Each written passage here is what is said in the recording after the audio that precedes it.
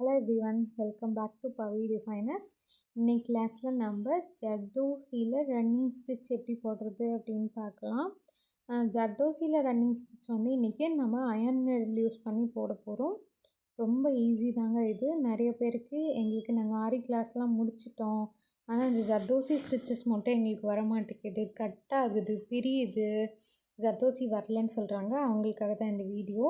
இந்த மாதிரி நைலான் த்ரெட்டும் நீங்கள் எடுத்துக்கலாம், அப்படி இல்லைன்னா இந்த மாதிரி மெஷின் த்ரெட்டும் எடுத்துக்கலாம்.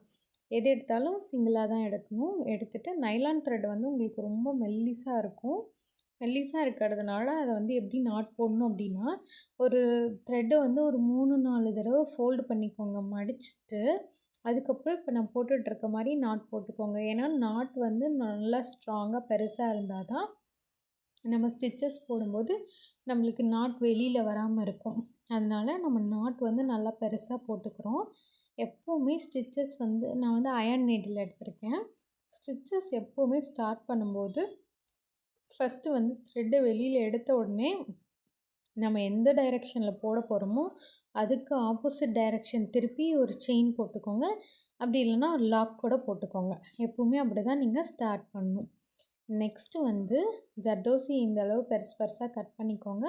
ஜர்தோசி கட் பண்ணும்போது நல்ல ஒரு விஷயத்தை நோட் பண்ணிக்கோங்க. இந்த மாதிரி எட்ஜஸ் வந்து ரொம்ப கரெக்டாக இருக்கணும். ரொம்ப ஷார்ப்பாகவோ இல்லை தூக்கிட்டு இருக்க மாதிரி அன்ஈவனாகவோ, இதோ இப்போ நான் உங்களுக்கு ஒரு எக்ஸாம்பிள் காமிச்சிட்ருக்கேன் பாருங்கள். அன்ஈவனாக மேலே இந்த கம்பியெல்லாம் தனித்தனியாக பிரிஞ்சு வர மாதிரி இருந்தாலோ, இந்த மாதிரிலாம் இருந்தது அப்படின்னா த்ரெட்டில் வந்து நம்மளுக்கு மாட்டும். அப்போ வந்து உங்களுக்கு சரியாக வராது.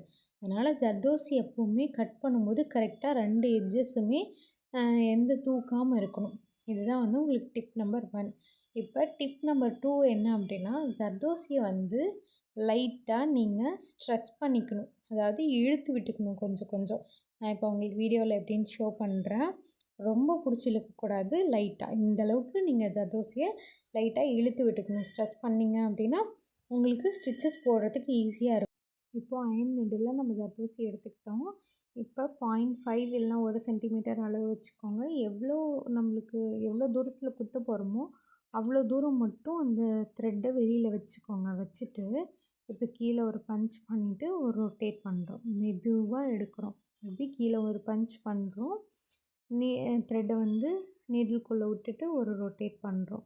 இதையே தான் நம்ம ரிப்பீட் பண்ணிட்டு வரணும்.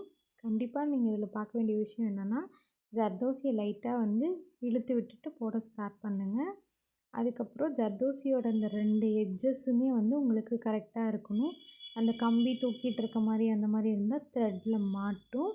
அதுக்கப்புறம் நீடில் இந்த மாதிரி வச்சுக்கோங்க. உங்களுக்கு கண்டிப்பாக வந்து கரெக்டாக வரும். இப்போ பாருங்கள், கரெக்டாக அந்த எவ்வளோ தூரத்துக்கு குத்துறோமோ ஃபஸ்ட்டு அவ்வளோ தூரத்துக்கு மட்டும் த்ரெட்டு வச்சுக்கோங்க. ஜஸ்ட் நம்ம குத்துறோம், கீழே வந்து த்ரெட்டை சுற்றிட்டு நம்ம ரொட்டேட் பண்ணி மேலே இழுக்கிறோம்.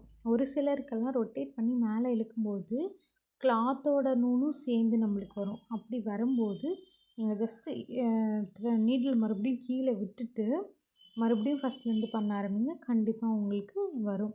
ஜர்தோசி ரன்னிங் ஸ்டிச் ரொம்பவே உங்களுக்கு ஈஸி தான். நீங்கள் வந்து ப்ராக்டிஸ் பண்ணிங்க அப்படின்னா கண்டிப்பாக உங்களுக்கு வரும். இந்த வீடியோஸ் பாருங்கள். பார்த்துட்டு பிடிச்சிருந்தால் லைக் பண்ணுங்கள், கமெண்ட் பண்ணுங்கள். ஏதாவது டவுட்ஸ் அப்படின்னாலும் நீங்கள் இந்த வீடியோ கீழே கமெண்ட்லேயும் கேட்கலாம். அப்படி இல்லைன்னா நீங்கள் இன்ஸ்டாகிராம்லேயும் மெசேஜ் பண்ணலாம். தேங்க்யூ.